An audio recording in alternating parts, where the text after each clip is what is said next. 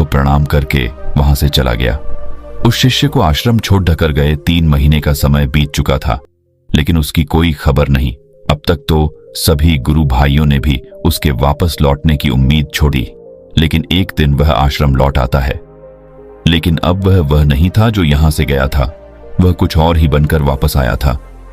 उसके अंदर एक गजब का बदलाव महसूस किया जा सकता था। उसके चेहरे पर एक गजब का ठहराव और आंखों में बनी शांति थी। आश्रम में आते ही सभी गुरु भाइयों ने उसे चारों तरफ से घेर लिया और बातें करने लग गए। वह भी अपने गुरु भाइयों से बातें करने लगा। उससे बात करने वाले सभी ने यह अनुभव किया कि अब वह पहले जैसा उतावला और बातूनी नहीं रह गया था। उसके मुंह से एक एक शब्द बहुत ही सुलझे हुए और मधुरता के साथ निकल रहे थे। थोड़ी देर तक गुरु भाइयों से बात करने के बाद वह सीधा गुरु की तरफ चला गया। उसने गुरु के चरण छुए और कहा, गुरुदेव, क्या मैं अब भी मौन हूं? क्या अब भी मेरा संकल्प जारी है? गुरु ने कुछ देर तक शिष्य की आंखों में बड़े ध्यान से देखा और कहा, हां, तुम अब भी मौन हो। तुम्हारे मुंह से एक भी शब्द निकल नहीं रहा और तुम्हारा संकल्प अभी भी जारी है। शिष्य ने कहा, गुरुदेव, जब मैं आश्रम से गया तो मैं मुंह से तो चुप था, लेकिन मेरे अंदर बहुत सी आवाजें थीं। मन में बहुत से प्रश्न थे और वह बंद नहीं हो रहे थे, तो मैं जंगल में चला गया, इस उम्मीद से कि वहां मुझे शांति मिलेगी और मेरे मन की बकबक कम हो जाएगी।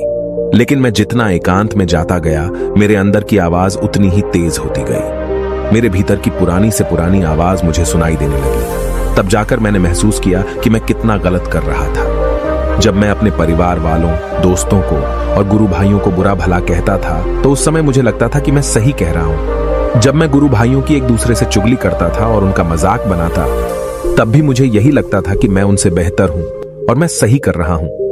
लेकिन उस दिन मैंने पहली बार महसूस किया कि मैं कितना गलत बोलता था। काफी दिनों तक ये आवाजें, ये शिकायतें मेरे अंदर चलती रही, लेकिन धीरे धीरे करके एक दिन ये सारी आवाजें मेरे अंदर से समाप्त हो गई।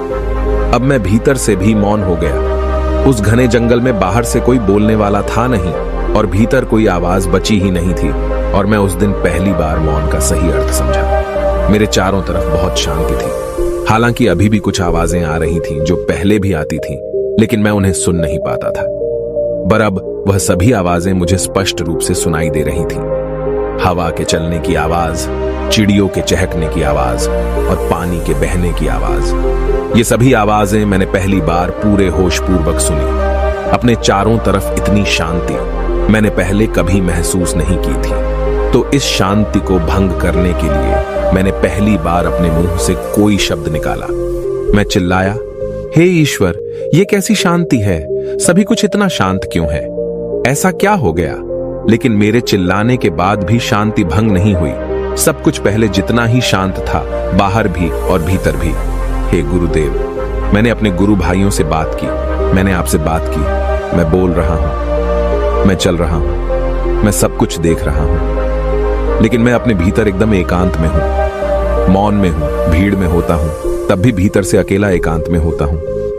जब मैं खुद में भी शोर करना चाहता हूं, तब भी एकांत में ही होता हूं। अब सब दिखाई पड़ने लगा है, सब सुनाई पड़ने लगा है। गुरु ने कहा, जब तक हम बाहर की तरफ बोलते रहेंगे, भीतर अशांति ही रहेगी, लेकिन जिस दिन हम भीतर की तरफ मुड़ जाएंगे, तब हमारे मुंह से कुछ भी निकलेगा, हम शांत ही रहेंगे। दुनिया में जितनी भी बुराइयां हैं, ज्यादातर हमारे बोलने से ही उत्पन्न होती है, क्योंकि हम चुप रहना नहीं चाहते। हम जितनी जरूरत है उससे कहीं ज्यादा बोलते हैं। हम सामने वाले को सुनना नहीं चाहते, बल्कि उसकी बोलती बंद कर देना चाहते हैं। उसे समझा देना चाहते हैं कि मैं कौन हूं, मैं क्या कर सकता हूं, और यही हमारी जिंदगी का मकसद बनकर रह जाता है। हमारी सारी ऊर्जा व्यर्थ के बोलने में बर्बाद होती रहती है। ऐसे ही समाज में लोगों का जीवन दुखों से भर जाता है, जो हमेशा एक दूसरे को सुनाने में लगे रहते हैं। कभी एक दूसरे को सुनना नहीं चाहते, समझना नहीं चाहते, और चुप रहना तो उन्होंने कभी सीखा ही नहीं, क्योंकि चुप रहना उन्हें छोटा महसूस करवाता है। दुनिया की सभी लड़ाइयों का कारण हमारा बोलना ही है। इसलिए हमें सिर्फ उतना ही बोलना चाहिए जितना जरूरी हो, क्योंकि व्यर्थ का बोलना ऊर्जा को नष्ट करना है, और यह बोलना ही हमें कभी अपने भीतर की ओर लौटने नहीं देता, क्योंकि यह हमें बाहर की ओर खींच कर रखता है, और बाहर है ही क्या इस संसार के अलावा। लेकिन अगर अपने भीतर के संसार की ओर मोड़ना है, तो इस मुंह को बंद ही रखना चाहिए। इसीलिए जितने भी बुद्ध हुए, आत्मज्ञानी हुए, वह सभी एकांत की ओर भागे ताकि उन्हें ज्यादा न बोलना पड़े, ज्यादा सुनना न पड़े। वह एकांत में रहे और शांत रहे, इसीलिए आसानी से भीतर की यात्रा कर पाए। लेकिन अगर कोई चाहे तो इस संसार में रहकर भी एकांत में रह सकता है, शांत रह सकता है, लेकिन इसके लिए उन्हें अपनी ऊर्जा बचानी होगी, जिसे वह अब तक अपने व्यर्थ के शब्दों में बर्बाद कर रहे थे। दोस्तों, इस कहानी की सीख यही है कि व्यर्थ का बोलना ऊर्जा को नष्ट करना है।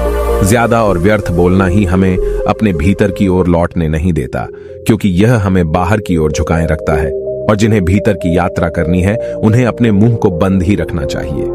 मुझे उम्मीद है कि आपको यह कहानी पसंद आई होगी और काफी कुछ सीखने को मिला होगा। कहानी के बारे में अपने विचार आप हमें नीचे कमेंट बॉक्स में कमेंट करके बता सकते हैं। बाकी अगर ये कहानी आपको अच्छी लगी हो तो इस वीडियो को लाइक करें और ऐसी और कहानी सुनने के लिए डे इंस्पायर्ड यूट्यूब चैनल को सब्सक्राइब करें।